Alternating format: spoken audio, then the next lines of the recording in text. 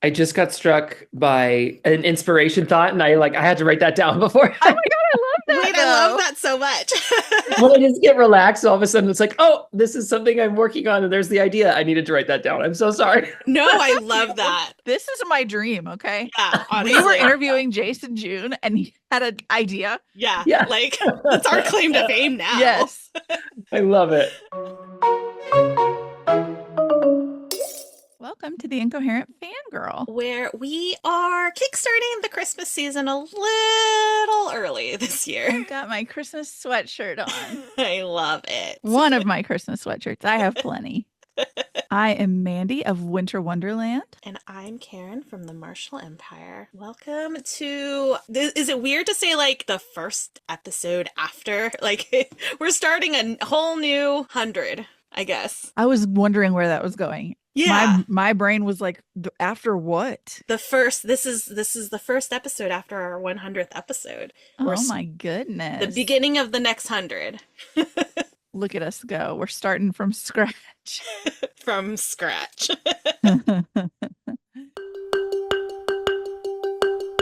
Okay, friends, in our timeline, it is October 10th. 1010, and in y'all's timeline it is October 18th. It is I don't like it. Spooky season, but My baby nephew's a year old when you hear this. oh, really? He was Already? just born. He- Yeah. like It was yesterday for the No, like- listeners. like really, he was just born. I don't Yeah. like Yeah. what? I don't know. He's walking. No, he's not. Yeah, You're a he's liar. walking. You're a Hate liar. He's got You 4 liar. teeth. Mm-mm. Interestingly enough, his sister has lost 4 teeth and he has grown 4 teeth. So I feel like there's something shady going on. There's something shady going on. Are you yanking him out of her mouth and then putting them in But his? Because that's weird. First of all, that is really weird. Not very sanitary. No, not at all. But also kind of real shady. Like, is this how that works? I've never thought about I hope this. not. That's so bizarre. So bizarre.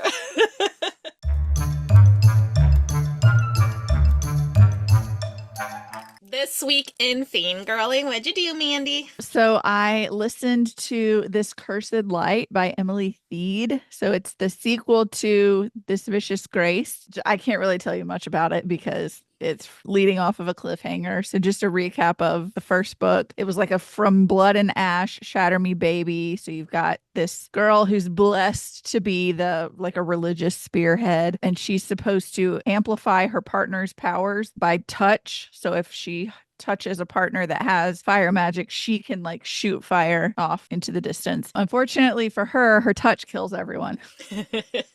So yeah, she's a target, even though she's like the religious, like she's like the Virgin Mary, like she's huge to the church. And so she hires a bodyguard to watch her back, and it's Dante, who she finds she can touch, and things happen.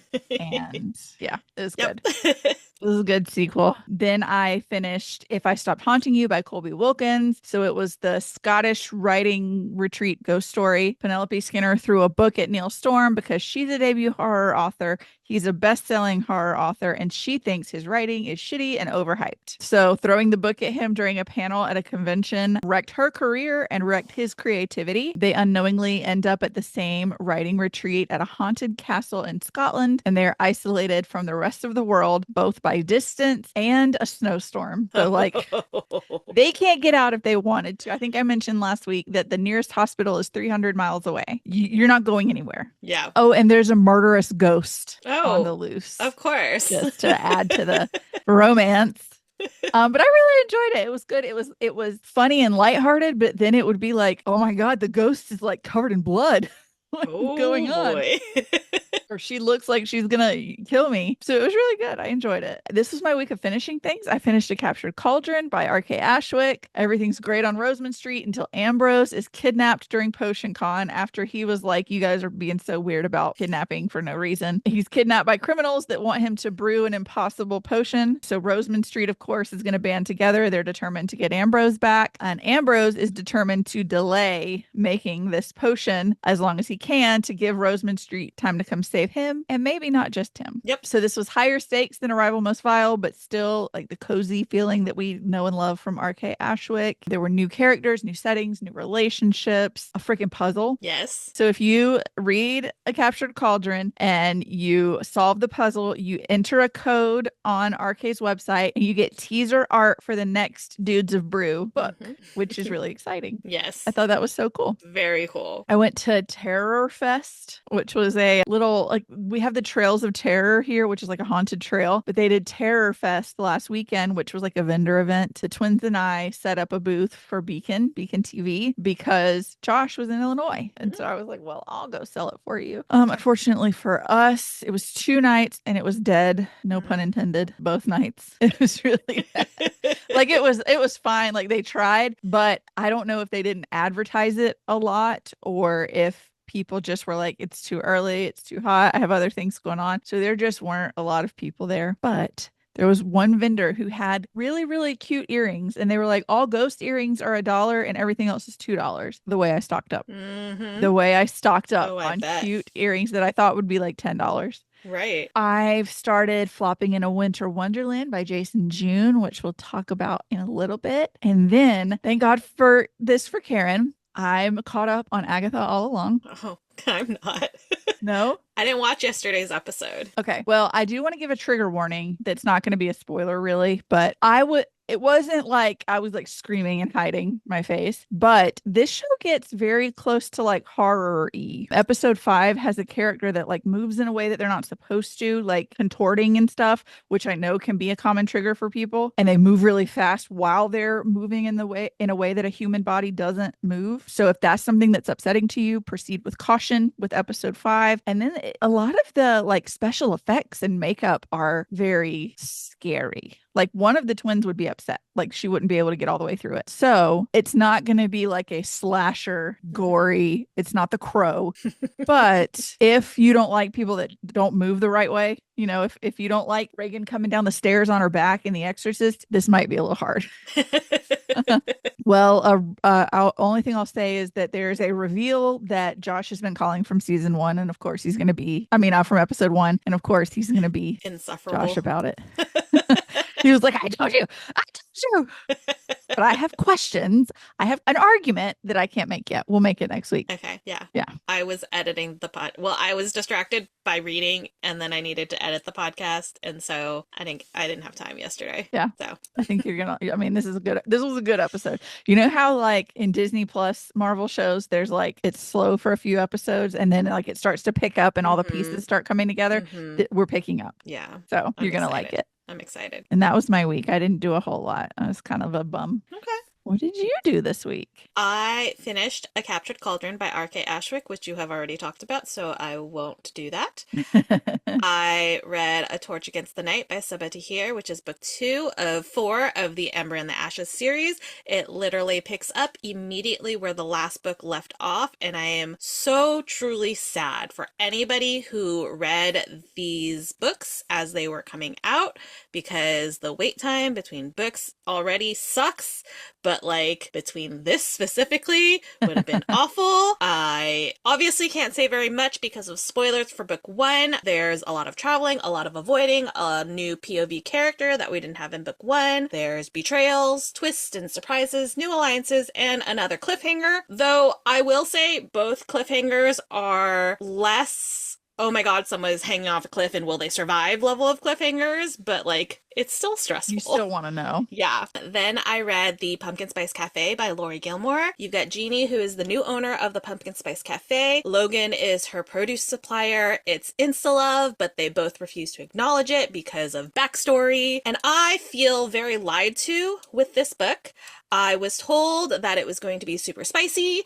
Somebody said, like, I think it was on Threads or Instagram or something, where somebody was like, nobody told me this book was super spicy because the cover looks like it's like a cozy mystery. Yeah.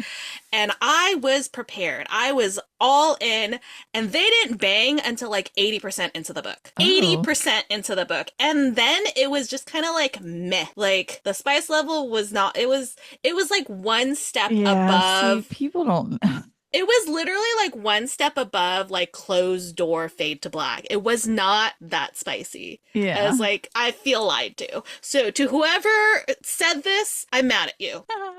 I finished Apprentice to the Villain by Hannah Nicole Mayer. It is the sequel to Assistant to the Villain, so I really can't say much, but I did enjoy it. I enjoyed it more than I enjoyed the first one, which, I mean, I liked the first one already, but I really like this one too. The tension is still there, and it makes me very angry face. Like, just, you guys, but it's so good. Already. Just do it! But it's so good. I read The Seventh Month Itch by Tanvier Pert. Justice has been separated from her husband Terrence for 7 months, and her best friend Emma is sick of her moping around, so she basically like tricks/kidnaps her into going into a week-long singles retreat in the middle of Vail, Colorado. Surprise, surprise, her soon-to-be ex-husband is also at this retreat. Whoops. He wants her back. She's scared to let him in again because, backstory, it is a second chance romance. Do I need to say more?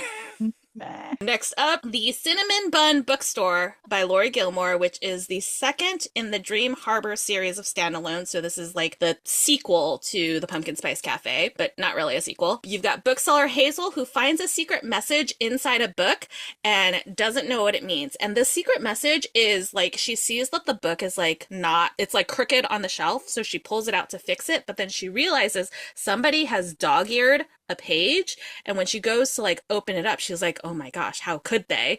And she goes to open it up, and somebody has highlighted a passage on that dog-eared page, and it like, she's reading it and she's like, wait, is this a message? And she can't really figure out what it is, but that's okay because we've got fisherman Noah, who, by the way, has been obsessed with Hazel ever since they first met. He is always up for a cryptic scavenger hunt adventure, and so he agrees to help Hazel figure out what this secret message means, and she gets more throughout this summer, and the more time they spend together, the more they start to realize that the chemistry between them may need to be explored. Yeah, maybe a little. Maybe a little bit. Again, this is not super spicy. There is spice in it, but to the level of like what people were saying for this series, no, not so much. It was fine. Wait, listeners, I didn't just like grunt into the microphone. That was George Bailey. That was George Bailey. If you can't see. I always forget. It's going to be a really weird random sound. Sorry. So it's not amazing. It's not a bad story. It's just fine. It's very quick, and it's really really quick and easy read. Both of them were. Speaking of quick and easy reads, I read 2 short stories by R.K. Ashwick. One is Welcome to Potion Con, which is a short story that shows Ambrose's first time at Potion Con. We get to see how he was with his mentor. Spoiler alert, his mentor is the worst, and I hate him. Oh, yeah. And we get to see his first debate, in which he, an apprentice, magnificently takes down probably the most famous and lauded potioneer of the time, which, spoiler alert again, he's also the worst, and I also hate him. It was a good time. And then the other short story is A Clash of Cakes and Charms, which centers around an annual charity bake sale headed up by Sherry. So we don't get a lot of Sherry in like the books. So we get, like, she gets her own little story, which is really fun. This year's charity bake sale is already off to a rocky start when Sherry finds out that none of her kids can come back to help like they have in past years. It's the first year that they're not able to come back, and she's like not feeling great about that, you know, because her husband's passed away. She's only got her kids, and this is kind of like their thing, but they're not able to for various reasons, and she gets it, but she's still sad. To make matters worse, her arch nemesis, in a sense, Hester, has planned a craft fair for Highvine, which is like the neighborhood adjacent to Rosamond Street, for the exact same day. So it's a battle of the baked goods and the crafts. Shenanigans ensue. It is a beautiful, wonderful, warm hug. I loved it. What does R.K. Ashwick write that's not I know. Beautiful, wonderful, warm hug? It's perfection. I loved it. Good. I read, I'm almost done, A Reaper at the Gates by Sabaa Tahir, which is book 3 of the Ember Quartet. At this point, I literally cannot say anything other than to let you know that Sabaa Tahir is evil, and I love her. Icebreaker by Hannah Grace. This is the book that all the pearl clutchers always point to with that stupid, like, romance books with spice shouldn't have cartoon covers because think of the children. That discourse that comes around every now and then, and I figured it was probably time for me to actually read Yeah. it. And I will say this, as the parent of a child, it is the parent's job to monitor Right. what their child is reading if they have a problem with it. Full stop. Right. Nobody Yeah. else's. Nobody else's. If you are Right. a parent and you're concerned about the content your child is consuming, that's on you. Correct. Do the research. In Yep. 2024, you can't take 2 seconds to Google. Come on. Or read the back of the book that Literally you're buying your child anything. in Target. Are you Literally kidding? anything. Really? Like, come on.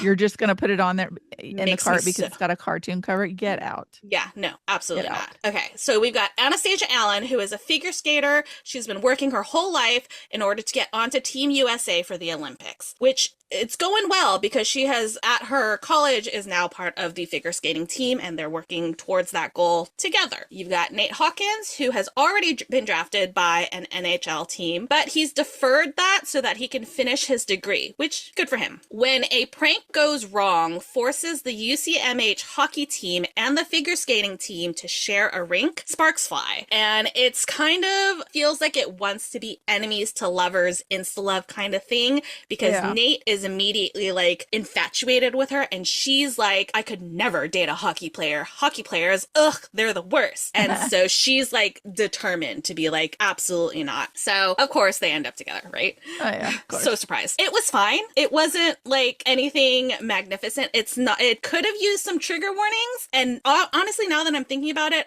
there might have been, but I don't actually really remember. Yeah. But just in case there wasn't, warning for disordered eating and emotional abuse. Other than that, it was pretty predictable and felt very like this is a college drama. Yeah. So it's fine. I feel like MH is Maple Hills or something like that. Yes. I Yes. read Wildfire and Yes. it was the same. Like, I'm not going to write to tell my, Right. anybody at home that they should be listening, or I listened to it. They should be reading these books. Yeah. But like, I listened It's- while I painted my bedroom. Right. And it got was me fine. through. It was Yeah, fine. It got me It's through not a, bad. It, you a know, day of cleaning and painting. So it's a like, book. It's a book. Yeah.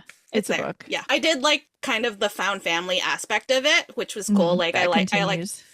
I liked the group. And then finally I read Sky Beyond the Storm by Sabaa Tahir, which is the finale of the Ember Quartet. Again, You can tell us the title.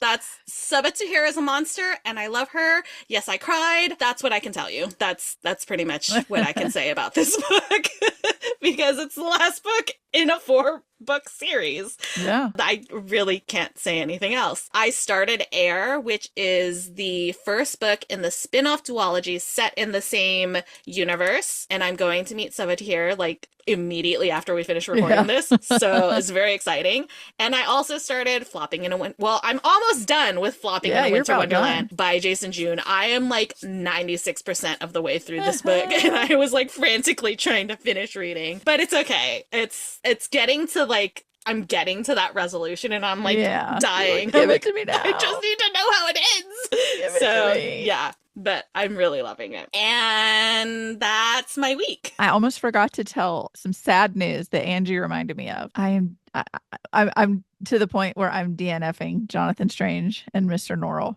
Oh no. She texted me about it today and she was like, I tried to read it a few years ago and I just couldn't get through it. Like Yeah. she said, I stopped about halfway, which is about where I am. I feel like I've been listening to it for 500 years Right. and I don't feel like there's a story really. Yeah. Uh-huh. It's just kind of random scenes. I mean, of course, there's a story. You're following a character, but I just feel like it's a lot of words. Mm-hmm. And I'm like, if you are bigger than Kingdom of Ash, if you are longer than Kingdom of Ash, you better be as freaking epic or have as much plot or as much intrigue. You better, if you're bigger than this, you better have, you better got something. You better bring something to the table. And life's It's too not. short to waste your time on books that don't completely just grab you. Right. So right. That's fair. That's fair. DNFing that. I will say, I don't know why you saying that reminded me of this, but I have somehow worked my way up to listening to audiobooks at 2.5x speed now. I do that sometimes. It just depends on the narrator. Yeah, well, so I started it with the Pumpkin Spice Cafe because it was like the narrator was not as speedy as like normally they are at 2x. Yeah. So I was like, okay, let me do this. And then I finished that, and when I jumped back to, I think it was probably book 3 of the Ember Ember series. I was listening to it at 2x and I was like, this is slow? Wait. So I think I might have a new default, which is it's Hey. weird, but I'm here for it. It's fine. I'm not I had mad to at it. laugh because Libby, it's either Libby or Libro, I don't remember which one. Right. Auto defaults back to 1x for every new book. Oh, it's not Libby because mine stays Then I at guess it must it be must be Libro. But Libro. I'm gonna use this cursed light as an example though, and like pulling this company right out of my ass. But it started and she was like, Dreamscape Media presents this cursed light by, and I felt like I was in the DMV in Zootopia. It was Oh like my God. I could not get that 2x fast enough. I was like, you gotta be kidding me. That's You gotta get out wild. of here with this. It's crazy. It's crazy what a difference It's this like they're makes talking once you through get Jello. yeah, once you get used to a certain speed, like it really does sound like Right. that. It's wild, wild. I Like feel like I would fall asleep if I had to listen to a book at 1x now. I'd I be like, I oh, night I night. definitely would for sure. Yeah, and it's crazy because like I was listening to, when I started Reaper, I was at 2x and I was listening to it and I was like, why does this, it feels like they're talking at regular speed. Like what? And then I was like, am I too used to 2x now? Maybe that's what it is. And so I said it a little bit faster and I was like, oh, I okay. flop back and forth. It just Yeah. depends on the Yeah. narrator. There's one narrator that I know. I don't know who it is, but I know that I've listened to one book where they were speaking so fast that I had to decrease like from It might have been a 2x. Robbie Couch book. One of his narrators, Uh-huh. I think, or no, it might not have I been Robbie Couch. It may have been a Case and Calendar where they Oh. talked like a normal person instead of trying to be Yeah. Right. overly dramatic and whatever. It was just like you were listening to the teenager talk. Yeah. And so Yeah. it was like, oh, that's too fast now. Yeah, no, I think mine was I think it was a historical and I Ooh. was like really shocked because like Yeah. you would think of all of them historicals they would be the most like enunciated, but yeah, I was just like no, I can't do 2x, which was Yeah. shocking. Ooh. So, I know, wild. It Anyways. is wild.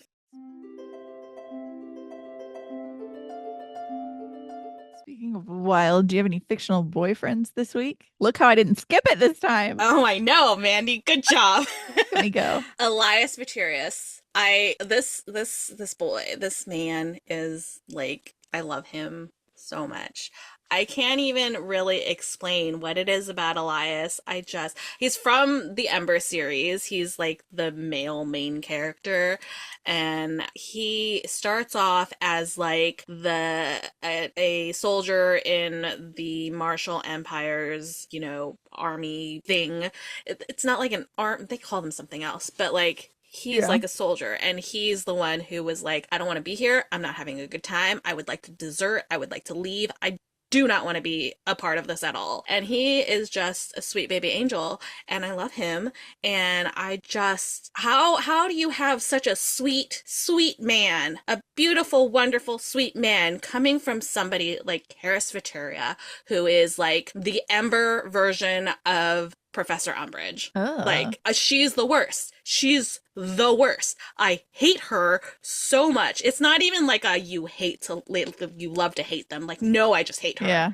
I just want to like strangle her and throw her off a cliff. And she's like the worst human being on the planet. And yet she's the mother of Elias, who is the sweetest baby angel. And I love him. I love him so much. He goes through so much from book 1 to book 4. And I'm, like I said, I'm reading Air right now and he has like a cameo in it because, again, and it's set in the same universe. So I'm just like, I get to see him all grown up because it's like 20 years later and I'm just like, oh, I love. Oh. Hi, honey. I missed you.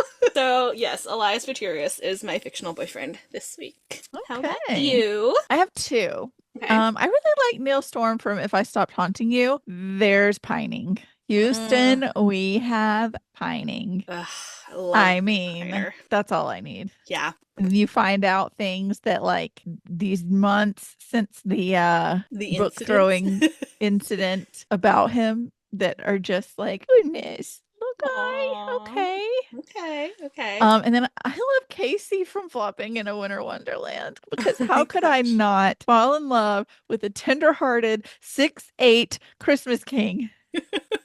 I mean, I love. Yeah, he yeah, is so adorable. a little baby angel. He really is. He really is. The spirit of Christmas. Yeah. Just, yeah, love. I agree.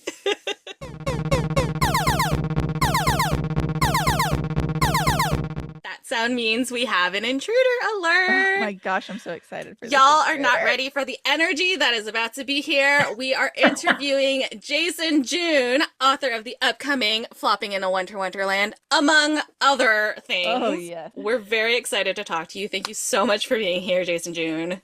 Oh my gosh, thank y'all so much for having me. I am so excited to start like officially be talking Christmas. I know we're thick in Halloween season right now, but I'm just fast forwarding. So I love it. I I'm broke here out for my it. Christmas, my National Lampoon's Christmas sweatshirt. So yes. it's a We're beaut, Clark. We're so excited. I love Christmas, especially since like when I never used to until I had my daughter, and now I'm like, well, I have to love Christmas. I have to have like the spirit, and now I feel it, and I'm so excited. So what we normally first ask is if you could give us like a quick elevator pitch of the book for anybody who hasn't heard about it. Yes. So Flopping in a Winter Wonderland is a gay YA dual POV Christmas rom-com set on a unfortunately fictional year-round Christmas theme park island. And the 2 point of views are Chris, a wanderer or a person who works on the island, and Aaron, who's a mainlander that comes to visit. And Chris and Aaron both dislike Christmas for their various reasons and decide to go Grinchly together on Aaron's brother's Christmas experience at Winter Wonderland to prevent him from getting in a codependent relationship that has been like the driving force of his whole life for the past 8 years. And along the way, they discover the magic of Christmas, and it truly is all about love and connection, and it's not phony. It's not. It's so not. good. It's so good. Like I am literally like pages away from the end, and I'm like, what? I don't need to know how it ends. I I know I cannot. had to make her stop so that we She could record did. because she has something to do after. So I I was was like, you you've need got to stop. I'm like, okay, gotta record with me. dang it. I love this. Oh my gosh. Have you heard of Santa's Land? No. Okay, I don't want to get you like too excited because it is not Winter Wonderland. Okay, it is like there is a theme park that in Cherokee, North Carolina. I grew up going there every summer with my grandparents. Like that was like a big thing we did every summer. And it is if Winter Wonderland had like $1 million budget instead of like billions. It's not that level at all, but it exists and it is very kitsch and I need you to go. I love this so much. And so it's year round. Yes. I went in June every year. God, I'm going. That I is have to Cherokee, North Carolina. I mean- So knowing that you didn't know that Santa's Land existed, what inspiration did you have for creating such a detailed, beautiful environment in Winter Wonderland? Yes. So originally, this book was set during the month of July, and it was going to be like a Christmas in July type setting and it's still in northern Alaska, but with constant daylight instead of constant nighttime. And I was really inspired by being able to still be surrounded by the magic of Christmas in the summer, where like I'm a firm believer in the full Christmas in July Hallmark movie marathons, like all of that, watching just not Hallmark Christmas movies in July and year round and Christmas music year round. And so I wanted to capture that spirit for all the holiday heads who are obsessed with Christmas, where we don't care what time of year it is. We just want to be in the magic of Christmas. And I wanted to create this land that was truly the Hallmark, the quintessential Hallmark vibe and feel in a secluded island. And I needed it to be, or wanted it to be secluded so that like the magic could not be touched, that there was no way that you could venture too far and be out of the magic of Christmas. And God, I wish it was real. Oh my gosh. It is I would go.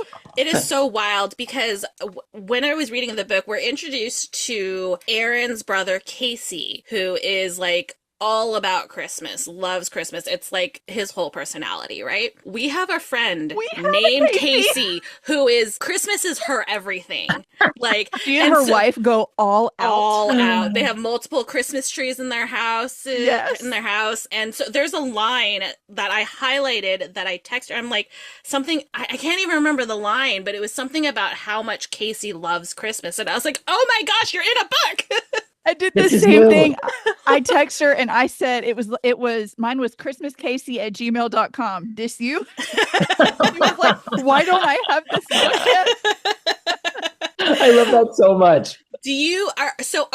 Are you Casey, or do you have somebody like Casey in your life that it kind of inspired his character? And any of the other characters in the book, because they're all so, like, especially the main characters, you know, we've got Chris and you've got Aaron, and they're so unique to this world. And I'm just wondering if there's anybody who, like, inspired you to create them. Yeah. So Casey's love of Christmas is inspired in large part by my love of Christmas, but Casey kind of goes overboard. Casey uses his love of Christmas as a way to escape actual problems going on in his life. And I don't think I do that, but I mean, maybe that's something that I need loved ones to tell me. But Casey is also loosely inspired by my brother. I think at its heart, this story is about three things. There's a trifecta of love in this novel. There's one, the obvious romance that develops between Chris and Aaron, and finding love through the commonality of having a common enemy or something that you hate. And in this case, for them, it's Christmas. They both hate Christmas.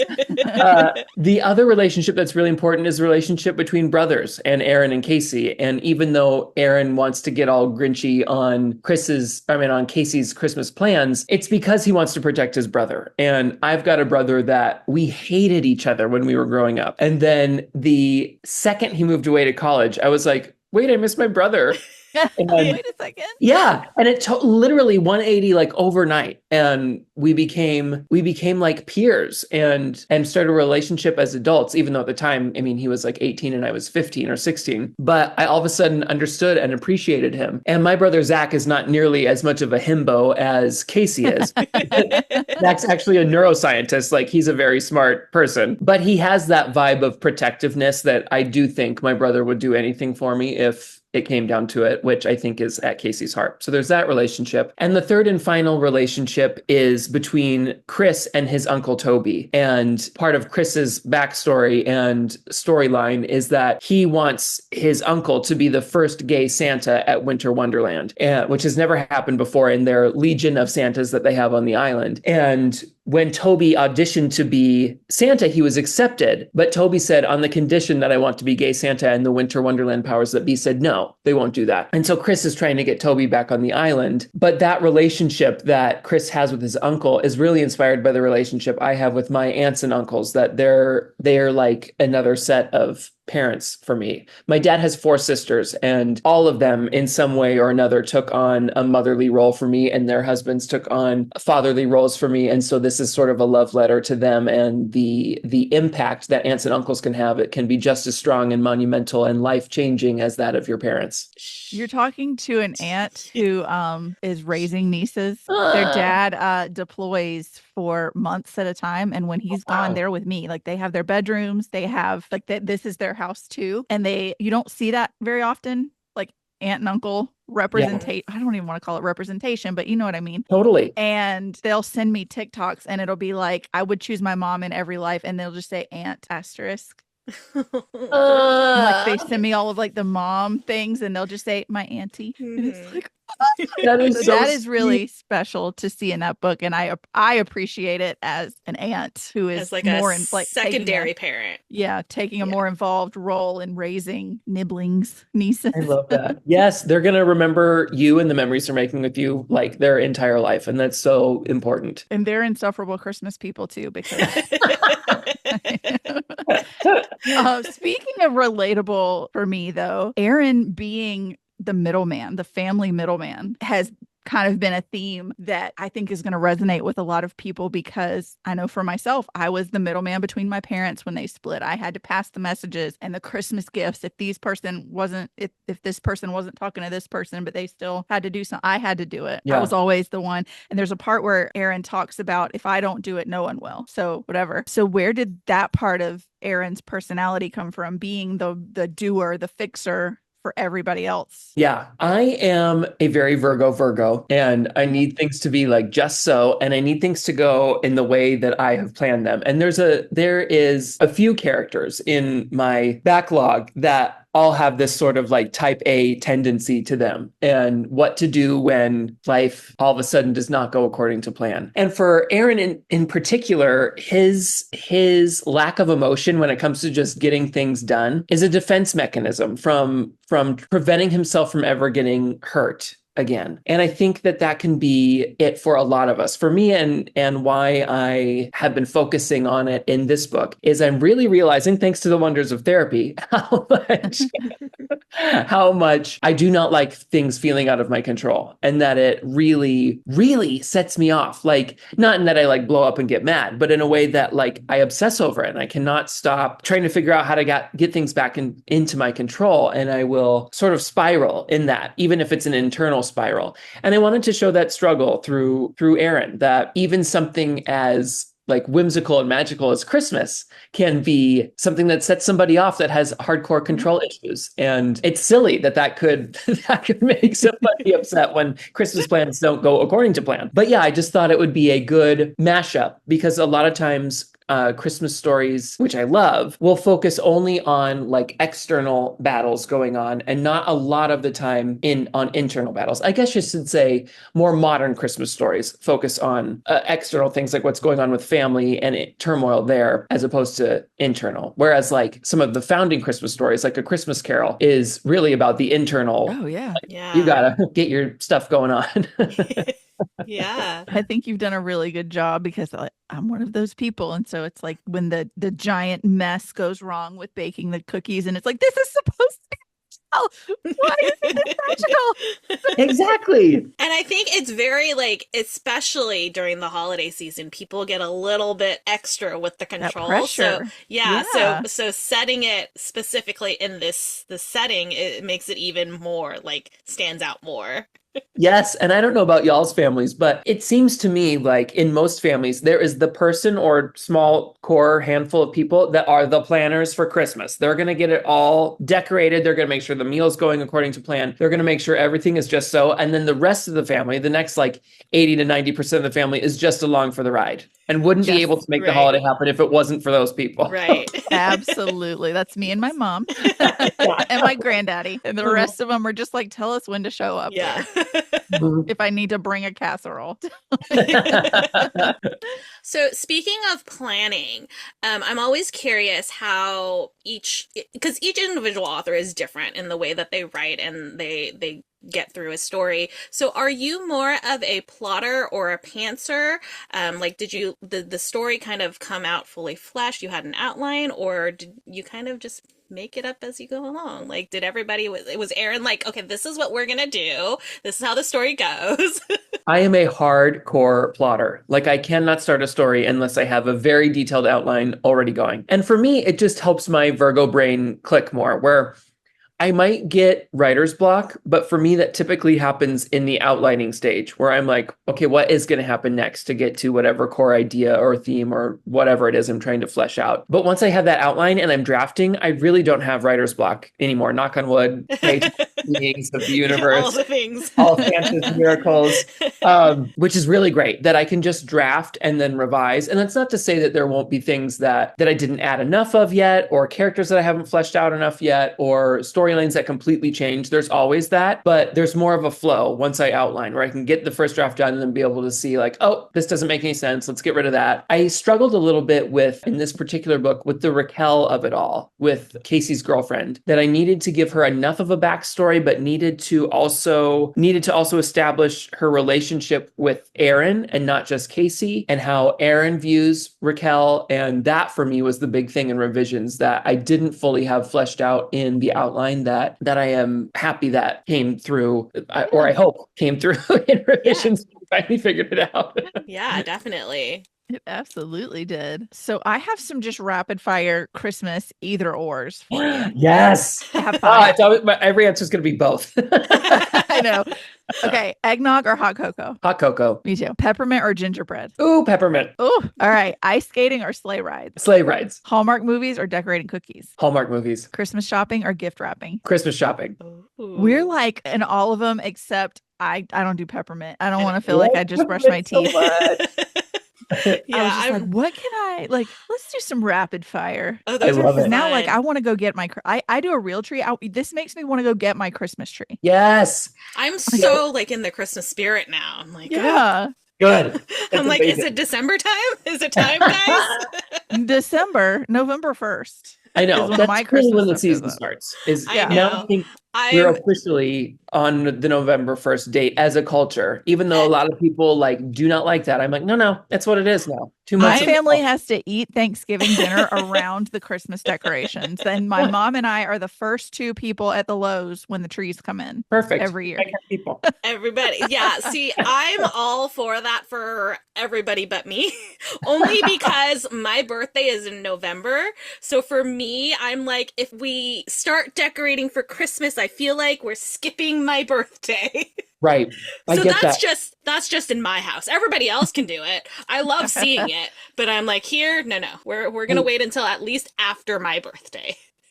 I will say one of the biggest travesties of the universe in my mind, and this doesn't affect me because my birthday is in September, so I don't have this problem. But I think that people whose birthdays fall in the month before Christmas will get shafted by their loved ones all the time, where they get a joint birthday Christmas gift. I'm like, this is really just not fair. And I don't all the time. Yeah.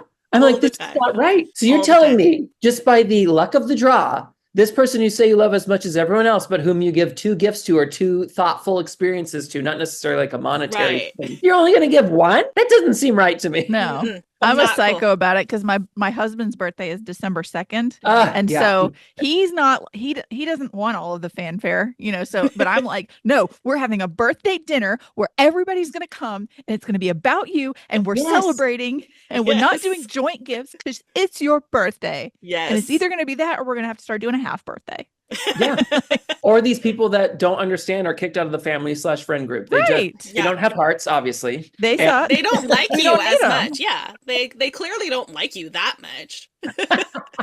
we don't need them. So my birthday's in November. My daughter's is on Valentine's Day. So I Okay. can just imagine in the future, like if she's dating somebody and they don't give her two separate gifts, like Yeah. I'm gonna have words. I'm gonna have Yeah. words. Because I've grown up with Christmas birthday combined. We're not gonna have that happen to her. No. Yes. And just in case any listeners out there are like, but it's not about the gifts, it's not about blah, and all these holidays or birthdays or whatever. We're not necessarily saying something that you buy. We're just Right. saying No, in yeah. that whole moment, Right. people will cut in half by Right. way of where Right. Their birthday isn't celebrated like Right. a birthday in June is. And Yeah. it should be. Mhm. It absolutely should be. Yes. Just Yes. something separate, something thoughtful and separate would be nice. Yes, for exactly. Sure. Okay, so we have a couple questions that we always ask our guests, and this is the moment where literally everything you've ever consumed is just going to leave your brain. Love it. So we have a segment on the podcast which we call Fictional Boyfriend of the Week, where we pick a fictional character. It doesn't have to be a boyfriend. It can just be any fictional character. We've had fictional found families, fictional pets. I've had a fictional granny one time.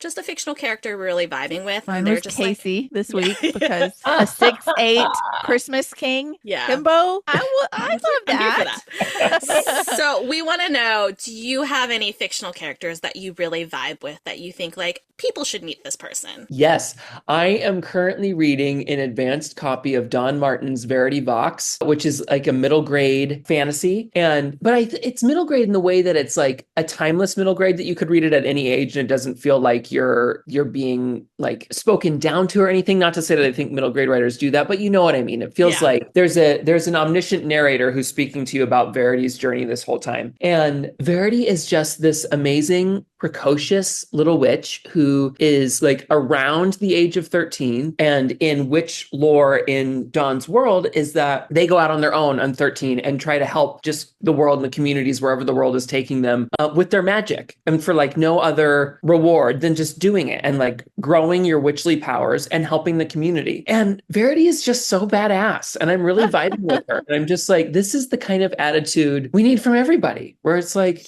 I'm just going to help you because I have the ability to help you, and you're not taking from me in the process. And it teaches me something about the universe to do that. And I think that's really cool and something we need more of right now. Yeah, definitely. Karin, write that down for Tiny Human. Yes, it's on the list. Yeah. I think it comes out in, I want to say April 2025, sometime spring 2025. Yeah. And I'm really looking forward to people. It's going on the list. Yes. It's definitely going on the list. She recently read Ava Evergreen. I love those books. And so like this sounds right up her alley. Also, I hope someday she has the opportunity to meet Julie, who wrote those books, because she is just like a truly magical human. I've had the pleasure of being on, I think, a couple festivals we've been at together, and just every time, love her. I need to tell you about yourself because you're a magical human. Yes. Yeah. I took one of my nieces are twins, and one of them is bookish and one is not. And I took the bookish one to Y'all Fest in 2022, and then we all went last year. But you, during the SmackDown, did the story where you had to pull it completely out of your ass about the little girl going through a portal, and you threw out the Bella, where the hell have you been, Loca? And we still talk about how incredible and funny and wonderful that moment was. Like, it's a core memory for both of us. Oh, I love that so much. I have no idea what I said in that story. That was the first time I ever did SmackDown at Y'all Fest and did not know exactly what I was signing up for. And some of them are like, quite frankly, this is obviously no ill will towards any of the planning or anything. But some of the challenges are much easier than the ones I had to do and the other people that had to make a story on the fly. Some of them are like, answer this trivia question. Here's 4 multiple choice answers, and then you're done. Yeah. Well, we're crafting stories. I tried so hard to find a video of it just to like refresh it in my mind, because I don't remember the full like story anymore. But I just know that she went through the portal, and when she came back, it was, Bella, where the hell have you been, Loca? And we died in our seats. It was wonderful. It was great. Yes. I love that. I swear, like, literally especially with flopping, like, I swear you put some kind of like crack in your storytelling, because I did not want to put it down. That makes me so happy. I really wanted this one to be a page turner. I wanted to get the feeling in book form of the perfect 90-minute comedy moment where like you want to get to the end, but you're also a little bummed that it's over when it's over. Mm-hmm. But if it had been 2 hours, you would have been like, it was a little longer than it needed to be, even if you were in this environment you really loved. So it's really trying to capture that moment. And I'm glad you had this desire to keep flipping through them. It really, it kind of flew by. Like, I don't quite believe that it was like 300 plus pages. Like, I feel like I just started, and I'm like, what do you mean it's been 300 plus pages? That makes me very happy. Thank you so much. As a lifelong Christmas lover, like when you see the printed edition, my author photo for this one is the picture from when I first met Santa, like for the very first time in my entire life. So I'm like 2 years old probably, and I have the biggest grin on my face. Like, it fully registered to me who this guy is. I'm like, this is Santa. This is the guy that's bringing all the presents. You get it? I love that. I'm like so excited. I'm like, literally, that's amazing. I've loved Christmas my entire life. And so to be able to have a Christmas book out there and kind of contribute to Christmas canon is really exciting for me. I love it. My gosh. Yeah. Like I have all of my movies that I have to watch. All of my dogs are named after It's a Wonderful Life. Like that one I cry through. My family hates my mom and I because we, from start to finish, quote A Christmas Story. Like you can't watch it with us. We're so obnoxious. I love everything about that. Yeah, like come to Georgia and we'll we'll just watch it all and It's just terrible. So yeah, like I fully vibe with that life. Like I can't imagine not being that way. I know. Me neither. Like if Home Alone ever comes on, I will sit down and watch it. It doesn't matter what time of year it is. We're watching it. The Santa Claus, How the Grinch Stole Christmas, Love Actually, The Family Stone. There's just so many. There's so many that I would. And this is getting added to my rotation. This is going to be one where I have to like read it every year because like it's just part of the Christmas experience. It is. Like I am honored. It's so immersive. It's so immersive. Like I feel like I'm at Winter Wonderland, and it's really upsetting that it doesn't actually exist. I know. Like in that iteration. Maybe Santa's Land will be a good. You're gonna be disappointed. Like it's kitsch. Okay, you're gonna be like it's Christmas, but then you're gonna be like, is it? It's Christmas, isn't it? Like I think if anybody's in North Carolina near Cherokee, it's worth a drive. Is all I'm saying. But there's not a flash mob. There's like an angry guy who would rather be at home dressed like an elf. But there's the Rudicoaster roller coaster, which is for 5-year-olds. But hey, it's something. It's something. Okay, another question we always ask our guests is, and you've already given us one, but we know we love your book. We're going to recommend your book. We're going to be reading all of the rest of your books. But what books are you reading? What books do you recommend, even if you're not currently reading them? Do you have like favorite books that everyone should read? Yes. So my favorite book of all time is Danielle Clayton's The Bells. And she has heard me like completely fangirl out with her about this book. Every time I see her, I have to mention it. And then I'm like, oh God, I'm sorry, I'm doing it again. But it is. So a little bit about me. I have had a nose job and a hairline transplant, and I am fascinated with plastic surgery and body modification in general, not in a way that it's like, oh God, he's got a problem, in a way where it's like, it's wild to me that we can do that. And what does it say about me that I felt I needed to do it? And what does it say about other people that don't feel like they need to do it? I'm just fascinated by the like sociology and psychology of all of that. And I don't think there's any right or wrong answer. I would say the only right answer is what feels right to you, and that you shouldn't be doing it for anyone else. Yeah. You should be doing it for yourself. But The Bells is a fantasy world that is like inspired by New Orleans, and it's very French and like beautiful, gorgeous macarons everywhere, colors everywhere, beauty, beauty, beauty.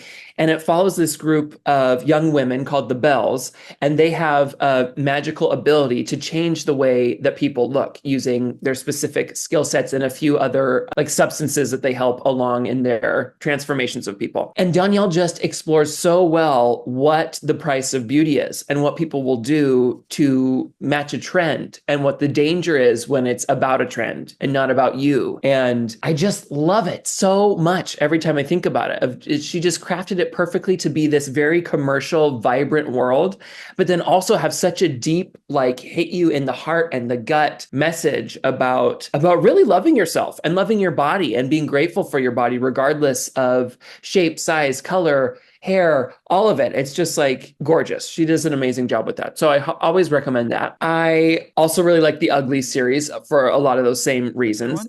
The movie adaptation just came out. And now I'm really like, I've been reading a ton of YA over the past like 10 years as I've really gotten into the YA world. And I'm in this transition phase where I'm reading a lot more adult and a lot more adult romances. Like I'm currently reading Adib Karam's I'll Have What He's Having, about two guys falling in love in Kansas City, and one who is taking over his parents' restaurant and the other who is going to take the like master sommelier test. And their life paths seem similar, but they could be going in different directions. And they like have sort of fallen into each other's lives at this very pivotal moment in both of their lives.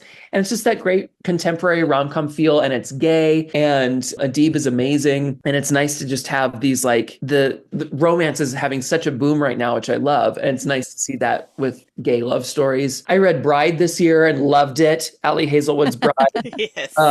So good. I love things with like fantasy twist. And so it's really, these adult romances are sort of inspiring what is hopefully going to come next for me is to do some adult romance, potentially with like fantasy vibes. Okay, well, that leads That's our perfectly next question. into the next question, which is what comes next for you? I know flopping doesn't come out until November, but Yeah. we are so curious. Like, what do you have coming down the pipeline? Is there anything that you can share with us? Yeah, so it's been an interesting year for me for a multitude of reasons. And I haven't been really fully diving into a new book project in a while. Since probably like I finished like the past pages process and all of that for Flopping and The Magic You Make, my book that came out just a couple weeks ago, probably in March of this year.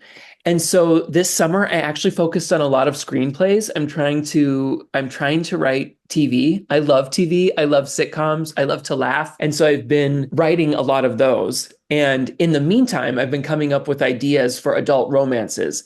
And I've got a handful of them that I've been working on, some proposals for them, one of which is going to go to acquisitions next week or the week following. You know, it's publishing. It could be in a Yeah. couple months, who knows? But that is for an adult romance that's light fantasy. And we'll see. It's weird. It feels like a whole new world since it's not YA, but I know I can do it. And that is where I want to go. I feel like I've said for the time being what I want to say for a YA audience. And now I want to move into what I want to say for an adult audience. And that's not to say that I'll never go back to YA because I most likely will. But for the time being, it's going to be adult romance. Oh, This is so exciting. love and I it. cannot wait. I'm so excited. Oh, Well, this my is the gosh. part where we do have Oh, to give yeah. you a little bit of bad news. Oh, Well, see, now that you have been on the podcast, you're actually legally obligated to come back for all future book releases. perfect. So sorry, Gotta we check don't the make fine the rules. Happily do that. It's always fun to like preface that and see people's faces fall, and then you're like, just kidding. Psych. People Oh don't my say psych enough anymore. That was a funny time. You know, we really I'm need to with bring you, it back. yeah. We really need to bring that back. Also, I think it's really funny to call someone a skank. I do like Agreed. that word though. I Like it's really such a do. good It's word. a millennial thing. Like Yeah. if one of my nieces said it, it would be like the weirdest thing. 'Cause they're Gen Z. Yeah. My cousins to me are some of the closest people in my life. They're like my siblings. And one of my cousins and I, we always call each other skank, like calling her, "Hey skank." I just think it's so funny. I love that. I think it's the hard One of my like high school best friends, my nickname was for his nickname for me was Skank Face. So if like we wrote each other notes, it would be like, "What's up, Skank Face?" Oh my God. I love it. I'm I love probably it. I'm probably in his phone as Skank Face to this day.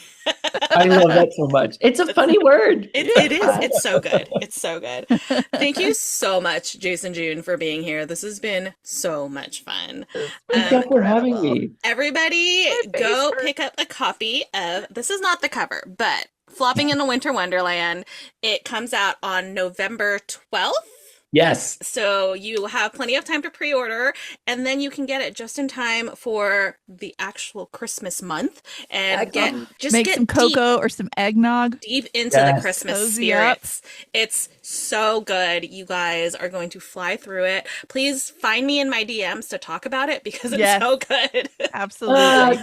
That means a lot. And feel free to find me in my DMs if you want to talk about it. I love getting little notes from readers about what they're going through when they're reading a book because I It sit is. in my house typing all the time.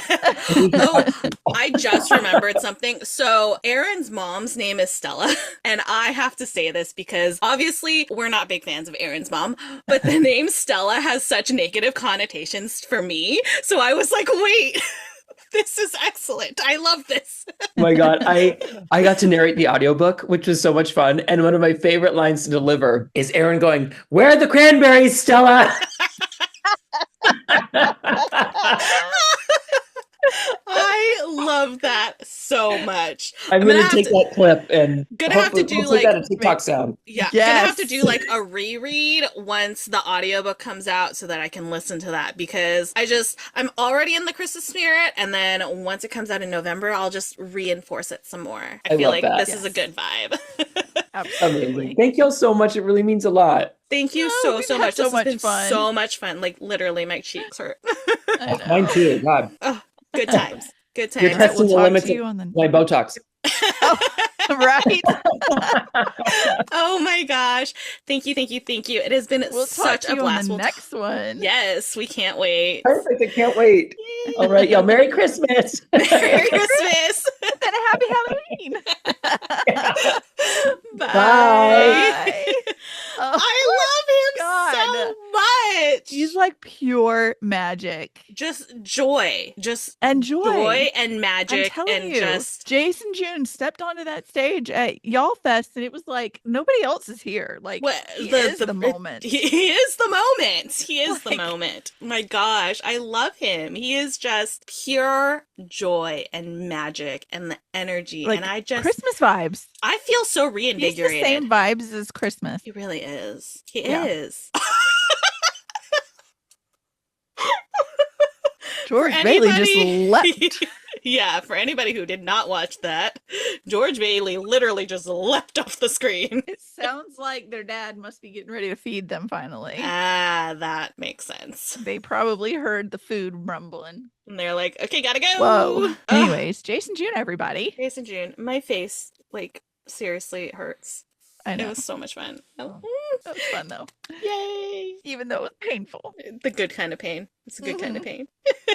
All Okay, right, it's we have time some for- big announcements that I have nothing for. And I I just realized. I Whoops. did too as we were starting this. Okay, so we do have 2 announcements, but we're only going to give you one right now because the other one is a secret that you'll find out maybe next week.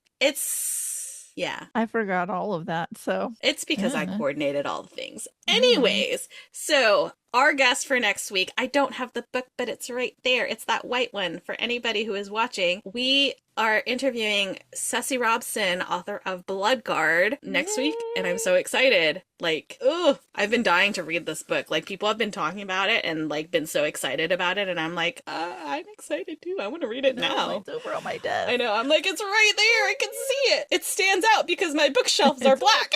Yeah. So that is next week. I'm so excited. It'll be so much fun. And that's going to be our last That is- interview before the break. I know. Oh, so exciting. And then we'll have our annual Handy Handy Award. Awards. Oh. And then you won't hear from us again until 2025. Yeah. Mm-hmm. That. What she said. Definitely. Okay. I guess it's time for a spiel. We're gonna do a spiel, and if Patreon sees me shaking, it's because George Bailey's on his shit again. I can hear him. You can That's how loud he is. I can hear him. see, and like he keeps jumping up on my table and shaking it. But why? Like, let's just Patreon. What are you doing, sir? What are you doing? He just But now that he's up here, he's gonna want to get down. right. I As give him always. 30 seconds. We'll see how it And then he'll be goes. back over there to torment me again. Of course. We're doing the spiel. Be polite.